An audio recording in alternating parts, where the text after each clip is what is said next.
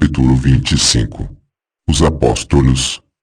Segundo os evangelhos, Jesus passou uma noite inteira orando a Deus pedindo sabedoria para escolher aqueles que seriam seus seguidores mais íntimos, os chamados apóstolos. Lucas 6:2-12-16.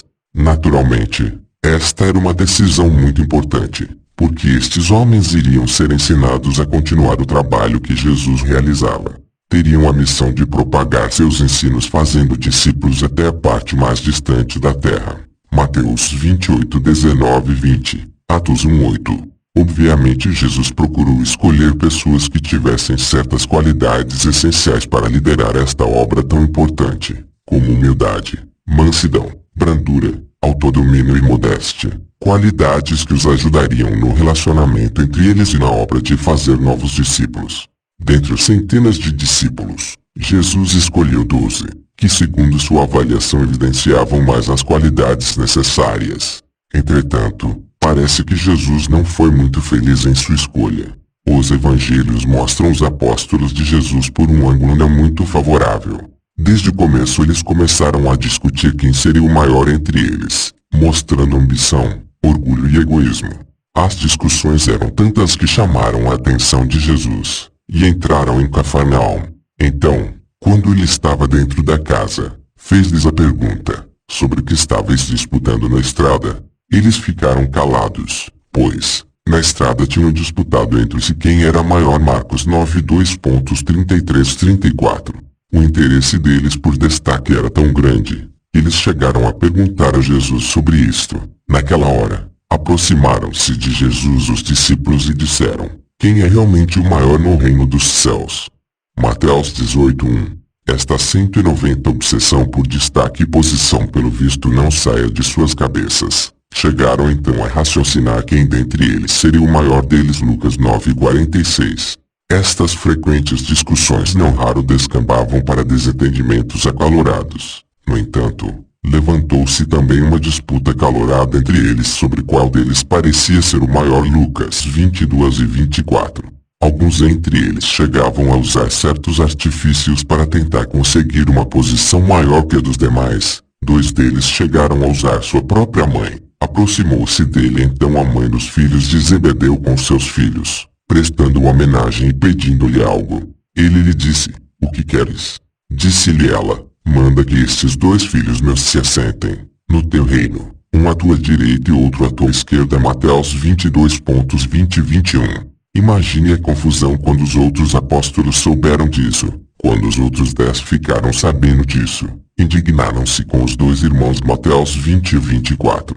Estas constantes discussões movidas por orgulho, ambição e egoísmo devem ter entristecido muito a Jesus.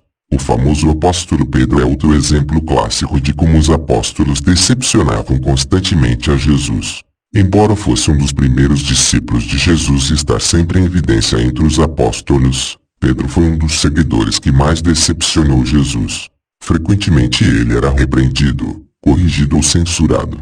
Numa certa ocasião, Jesus explicou aos discípulos que ele teria de ir a Jerusalém, sofrer nas mãos dos líderes religiosos judeus, ser morto e ressuscitado no 3º dia. Pedro, ao ouvir isto, resolve censurar Jesus. Daquele tempo em diante, Jesus Cristo principiou a mostrar aos seus discípulos que ele tinha de ir a Jerusalém e sofrer muitas coisas da parte dos anciãos, e dos principais sacerdotes, e dos escribas, e que tinha de ser morto e de ser levantado no 3º dia. Em vista disso, Pedro, tomando-o à parte, principiou a censurá-lo, dizendo: Sê 191 benigno contigo mesmo, Senhor, não terás absolutamente tal destino. Mas ele, voltando-lhe as costas, disse a Pedro: para trás de mim, Satanás, tu és para mim pedra de tropeço, porque não tens os pensamentos de Deus, mas os de homens. Mateus 16:2-21-23. Pedro tenta censurar Jesus, mas é repreendido imediatamente, sendo chamado de demônio de pedra de tropeço. Pedro revelou uma prepotência e sentimento de superioridade sobre os outros 11 apóstolos ao declarar que, embora estes pudessem tropeçar com relação a Jesus, ele nunca o faria, estando disposto a ir para a prisão ou mesmo a morrer com Jesus. É verdade que todos os outros fizeram a mesma afirmação, Mas Pedro a fez primeiro de maneira mais intensa. Jesus predisse então que Pedro negaria 3 vezes seu Senhor. Jesus disse-lhes então: esta noite, todos vós tropeçareis em conexão comigo, pois está escrito: golpearei o pastor, e as ovelhas do rebanho ficarão espalhadas. Mas, depois de eu ter sido levantado, irei adiante de vós para Galiléia. Mas Pedro, em resposta, disse-lhe: ainda que todos os outros tropecem em conexão contigo, eu nunca tropeçarei. Jesus disse-lhe: deveras, eu te digo, esta noite, antes de cantar o galo, repudiar-me-ás 3 vezes. Pedro disse-lhe: mesmo que eu tenha de morrer contigo, de modo algum te repudiarei. Todos os outros discípulos disseram também a mesma coisa. Mateus 26, 31-35. No jardim de Getsemane, na última noite de vida de Jesus, Pedro, junto com Tiago e João, teve o privilégio de acompanhar Jesus ao lugar onde este se entregou a uma fervorosa oração. Pedro, assim como os outros apóstolos, passou a dormir. Foi sem dúvida porque Pedro expressou tão intensamente sua determinação de apegar-se a Jesus que foi a ele que Jesus se dirigiu especificamente ao dizer: não pudestes vigiar comigo 192 nem mesmo por 1 hora. Mateus 26, 36, 45. Lucas 22, 2.39 e 46. Mas a pior decepção ainda estava por vir. Depois que Jesus foi preso, todos os apóstolos o abandonaram, inclusive o antes todo confiante Pedro. Porém, depois de algum tempo Pedro resolve seguir a turba que prendeu Jesus de uma boa distância. Mateus 26, 57 e 58.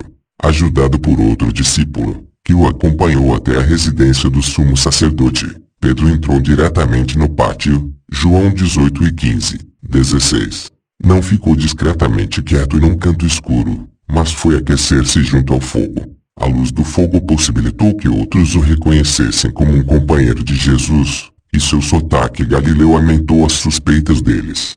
Quando foi acusado, Pedro negou 3 vezes que sequer conhecesse Jesus, passando finalmente a praguejar na veemência da sua negação. Mas ele principiou a praguejar e a jurar: não conheço este homem de quem falais.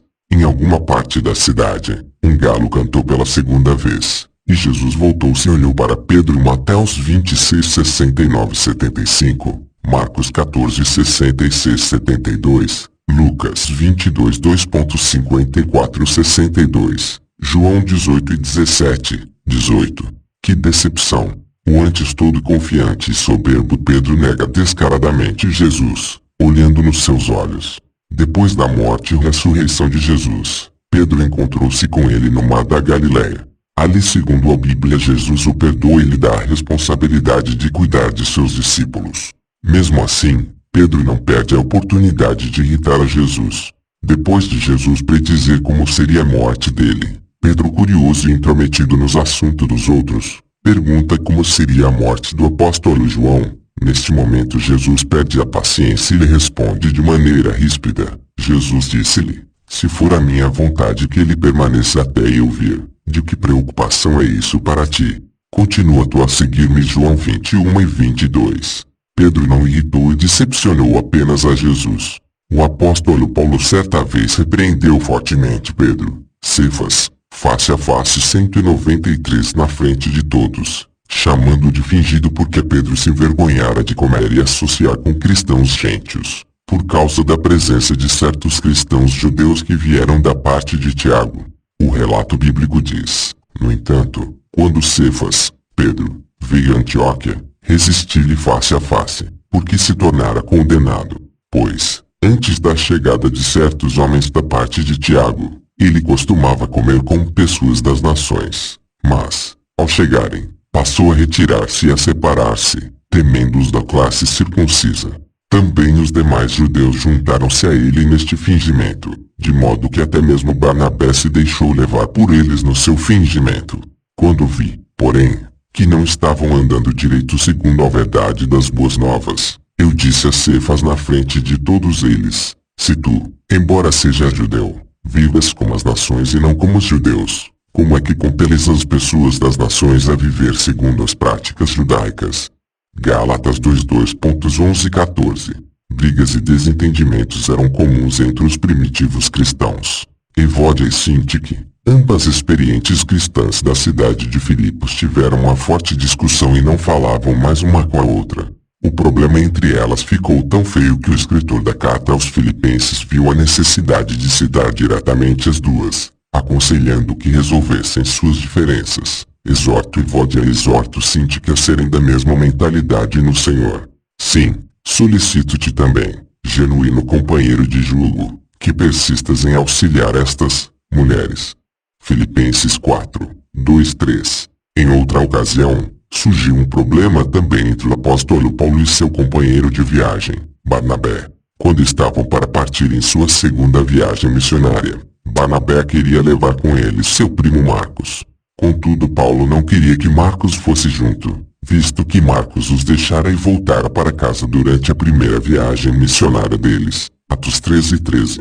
A Bíblia diz: em vista disso, houve um forte acesso de ira, de modo que se separaram um do outro. Atos 15, 2.37 e 40. Pelo visto não foi apenas uma pequena altercação, mas como diz a Bíblia, um forte acesso de ira aconteceu entre eles. Como vimos, brandura, autodomínio, mansidão e modéstia não eram as qualidades mais destacadas dos primeiros seguidores de Jesus.